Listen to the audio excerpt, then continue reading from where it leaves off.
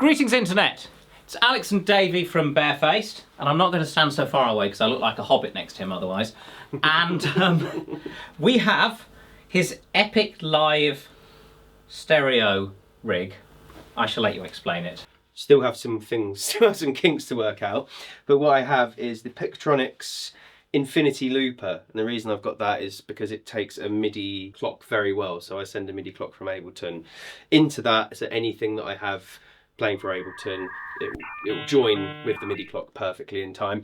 I'm going ampless, which is I'm going to be using the DSM Humboldt Simplifier DLX, and that is a 2-channel stereo 0-watt analog modeler. With that, I've got the 2 outs from the Pictronics Infinity Looper going into the effects and send, and then I also have in the effects chain the Delay Llama Extreme from Jam Pedals, the POG 2 from Electro Harmonics. I do have a harmonic percolator here as well, but I'm probably not going to use it because I'm still trying to dial that in with the mixture of 3 cabs here. So I've got on the left, we've got in theory the left loop, on the right we've got the right loop, so I've separated it, but whilst I play you should have the wet coming out of left and right. But then we've also got Louis Fuchs going into a reformer with a G12-65 Heritage, and that's just completely dry. So we have wet, dry, wet, but it's also stereo looping. So this is a reformer with an Activier 2 in it. Yep. So stereo 2x200 watt power module with nice preamp in there. And then that is the master cab of the stereo pair. And then this is the slave cab, which is a passive one. This is a passive reform with a Redback. So funnily enough, the passive, the Redback's a chunky speaker, but it's still a very light cab. I shall demonstrate the 1-finger lift. And that's my weak finger because I play bass. So I've got 4 strong fingers there, 3 stronger fingers here, and this finger, which is redundant. Yes. Just to be honest, this is just for chords, isn't it? And then this is hilarious. So this has got the power module in there, and then that's driving that. And then obviously the Fuchs is driving, what was that you said? It was a G12-65 Heritage, G12-65 Heritage. Really great driver. Yeah, really good. So it might seem a bit odd to be blending 3 different drivers, but that's also kind of part of it. Hopefully we'll have another video where maybe we load them all with the same driver, but I'm really liking the Copperback, especially when it comes to taking modelled sounds. It's 250 watts. I don't know what the sensitivity is. 100. It's a really sensitive speaker. And then, and then the Redback is 150 watts, 100 dB sensitivity. Yeah, they're both loud. The Neo 250 Copperback has more clean excursion as well as more thermal power handling. Yes. So if you're overlayering loops, the Neo 250 Copperback is going to stay cleaner and more pure, and you won't end up with one loop affecting the other loop, because that's the thing with guitar speakers. They have a lot of distortion, especially as you push them harder, and that does mean, say you were looping like a bass type vibe or a rhythm type vibe, and then you're overlayering lead or more spacious stuff over that, as you get the chunky hits on the bass signal or the rhythm part, that's actually going to dirty up the lead part that's coming through. Yeah.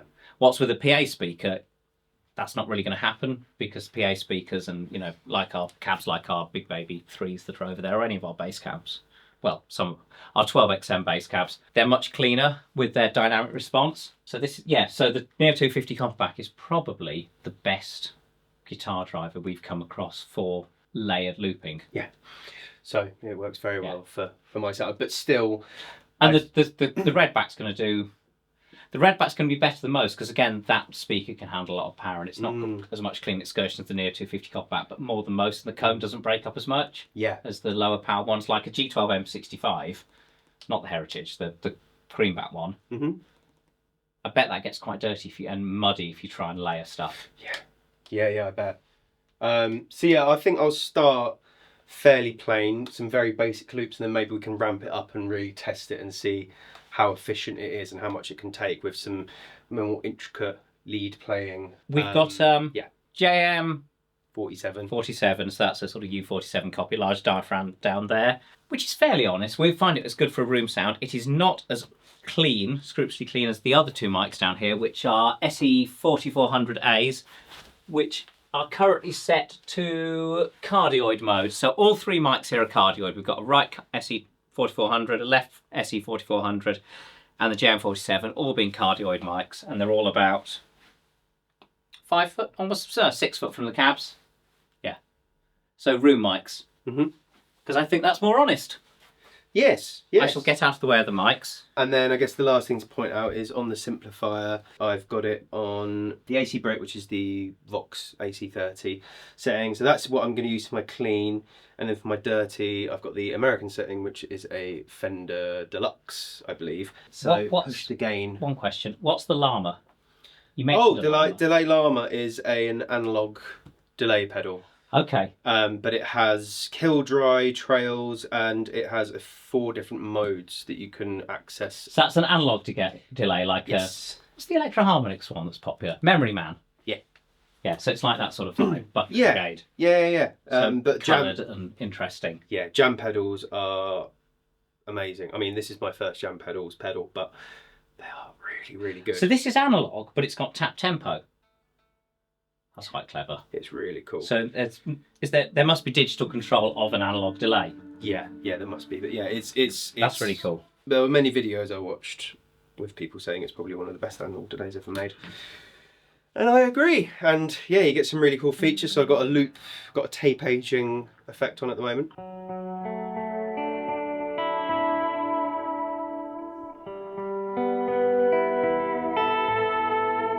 But you can also have like an octave.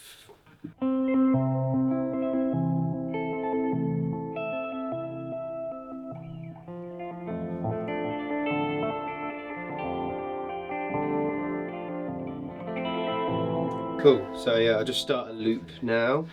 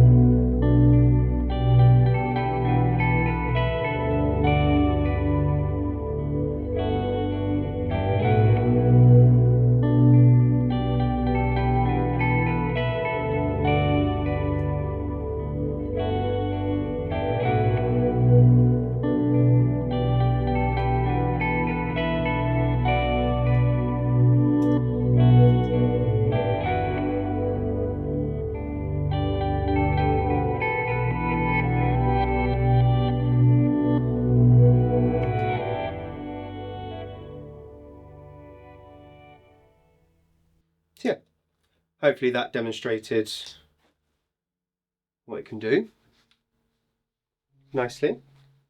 It sounds really cool in the room, so hopefully you're listening to through headphones or something sufficiently stereo. Yeah, that's cool. So yeah, I said I was going to do something quite simple, but I couldn't help myself and started layering stuff anyway. But yeah, so that was started off with just some chords. And then I incorporated the Pog, which has got an octave down swell. Yeah. But it's that's the benefit of having the dry in the middle. And it took me by surprise because I forgot I was on dry. So suddenly I went to do that and was expecting just a full rum. But that nice, clean, unaffected tone underneath. And I think even on the Fuchs I've got the tiniest bit of reverb, but other than that it's just purely clean.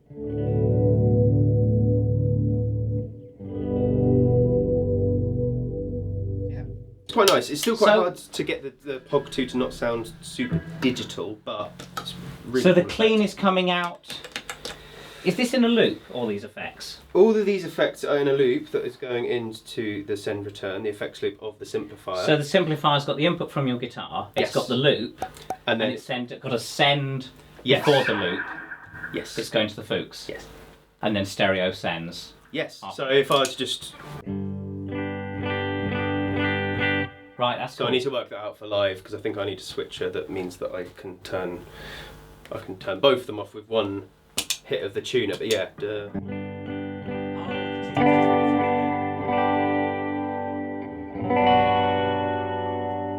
As we were playing around, I realised because when I do hit the distortion, I'd quite like to hear as much of that as possible. And sometimes you hit the distortion when you've got wet, dry, wet, and you get a bit. You start It's a bit spanking. blurry. You start spanking it a bit, and all you get is the really, really. So you just, when you're getting dirty and you want to just take it through the guitar amp to get the... Well, no, well that's the thing. I mean, I could try, and that's another thing, trying to loop maybe the distortion in, so maybe I get some, although that's where this would be beneficial on a board. Ta-da! And I should have it on there, but alas, I didn't have long enough patch cables. I've run out of space. It would fit perfectly there, and I should have it there, but I actually ran out of patch cables to make it work. But with that, you have the parallel anyway, so I could get parallel drive and fuzz, but then still have that dry in the middle, and that does give it a little bit of a push. I guess just do some more loop stuff. I loop away.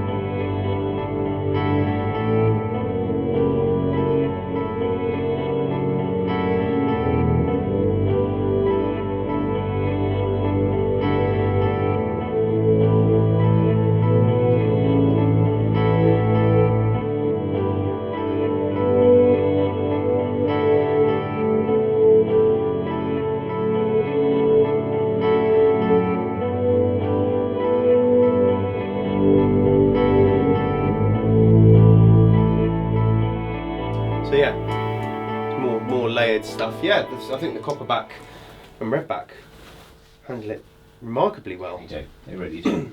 There's just so much going on. So with that low frequency thing, that's coming through the wet ones. Yeah. That's interesting, isn't it? Mm. What would it be like if we turned the amp off?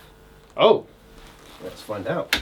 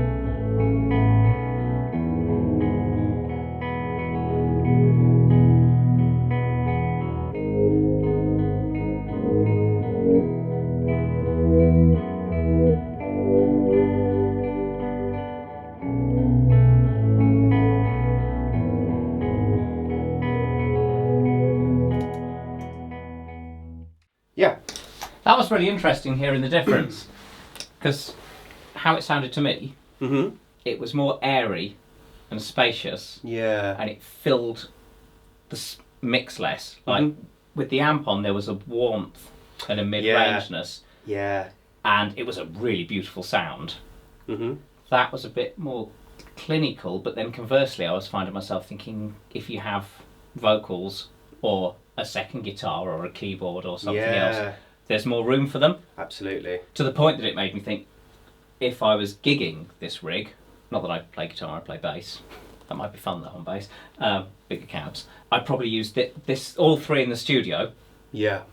But for gigs, I wouldn't bother with the Oh, drive okay. in the middle. Interesting.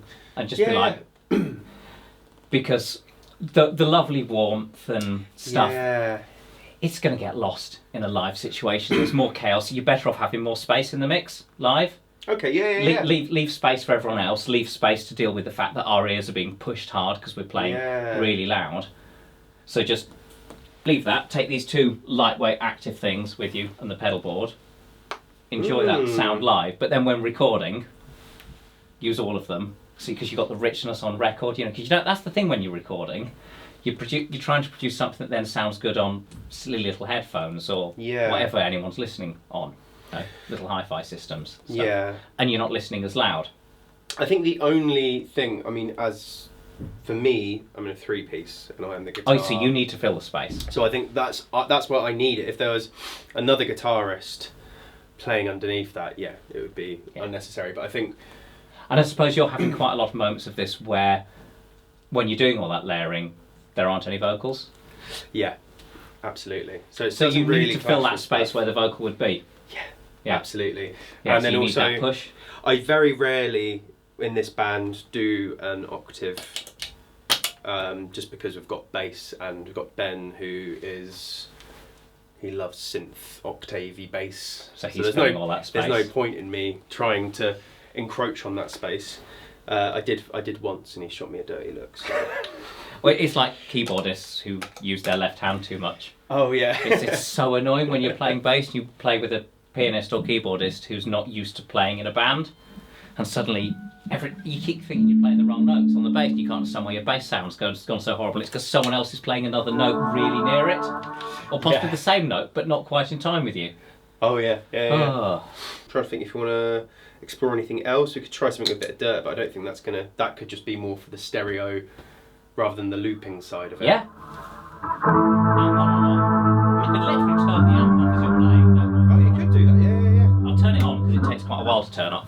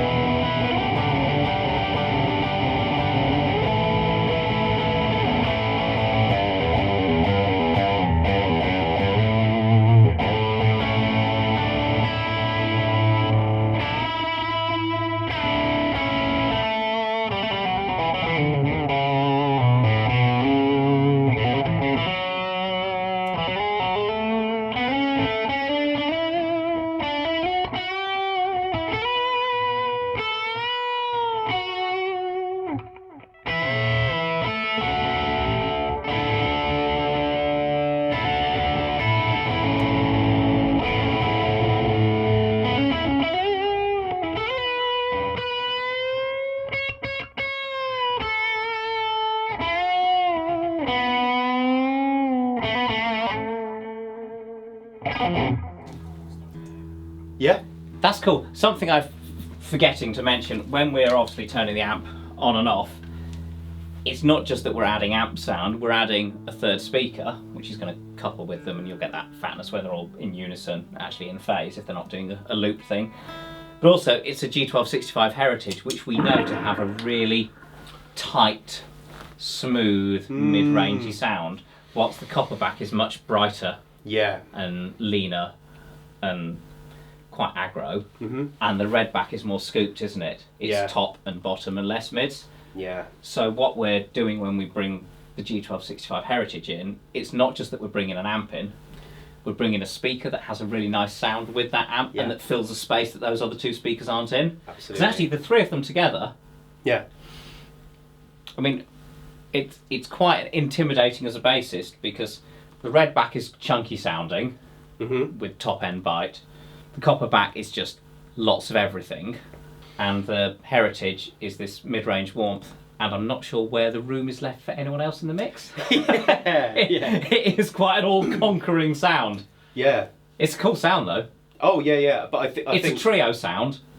Yeah. It's not... It would definitely need some refinement, and realistically, I think what I'd like to be doing for my setup is, rather than having two reformers, it's nice to have the separation even on stage, but I think realistically, this setup, bit in a 212, vertical 212, just so it's one unit, maybe even a horizontal 212, and then mic it, and then miking it so when it's live, it will still get the left and the right, and then create that stereo field. Basically, be mono on stage.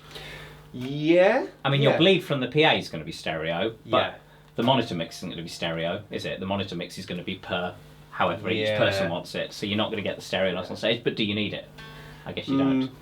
But then, rather than it being this, the only reason I didn't use it today is because it's at home, Vox AC15. So the idea being the Vox AC15 will be the dry. That's the idea that I have in mind, but I think this has helped understand it quite a lot more. But yeah, I think mixing some drivers going forward is wise. I love the Copperback. For this specific purpose, the Copperback is fantastic. We've like I think we've said before in videos, we've struggled to find a place for it. I think the thing about the Copperback, we got one out here. No, we haven't. It's in the cab. It's really detailed. It's really intolerant of bad playing, of bad tone, of being out of tune. Everything comes through with it. That's neodymium speakers have an element of that. The neodymium magnet. Because I don't know what is that, an Alnico from a ceramic or what? PAF. But I can tell you, for instance, that this bass here, I know about basses, that's got neo magnets, and you hear the detail in it. This, I'm pretty certain, has ceramics here, and they are barky and forward. That's an Alnico. It has a really sweet top end, much prettier than the top end off the P, split P in that. This bass has neo magnets in its pickups, and then of the rest of these, I think there's Reverend here. Gosh, I'm not sure actually. Well, I'll stop before I start telling you what things are they're not. The EMGs in that Warwick are definitely ceramics.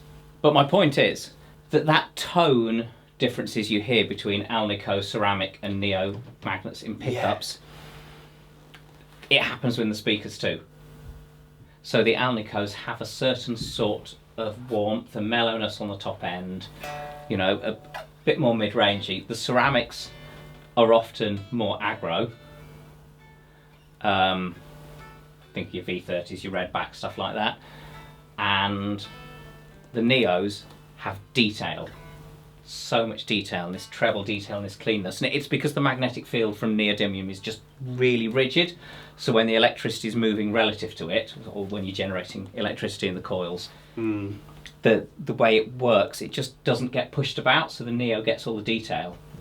The Alnico flexes in a way that actually smooths off the edges and makes it pretty, and the ceramic, it's just a bit dirtier than either.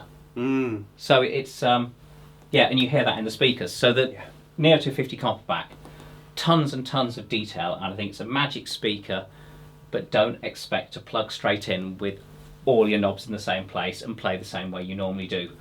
Unless you've got a really tidy sound and you're constantly frustrated with the fact you can't hear enough of your tone. Do you know what I mean? So, and then it'll be like a magic bullet and you'll go, oh, finally finally I'm cutting through, I can hear everything. Yes, cool speaker. Really cool speaker. Definitely need to experiment with it more. You have learnt things, and hopefully you have heard them in magical stereo. Hey! Hey! Yes. Right. We'll be back for more, but probably not more stereo stuff for a while. Do we have more stereo stuff to do? Well, tell us what you'd like to hear, because we make loads of cabs. We make active cabs with the Activiers in now, which are brilliant and becoming more popular. We have FR guitar cabs, so if you're modelling and you actually want the best FR cab out there, we make it. Maybe that's the next thing, is stereo FR. Oh, and something we keep forgetting to do is explain that we make a passive active cab or an active passive cab. Well, all our cabs can be active passive. So if you want to gig with your boutique head with a 112 or a 110 or a bigger 112 or a 212 or whatever, you can do that with one of our cabs, but you can also have an active module built in there, so you can leave the Fuchs, etc., THRU, whatever, at home and just take a modelling pedal straight into it. And other thing to do, this is a valve amp, tube amp if you're in America, etc. They break. We know they break. You know, valves go.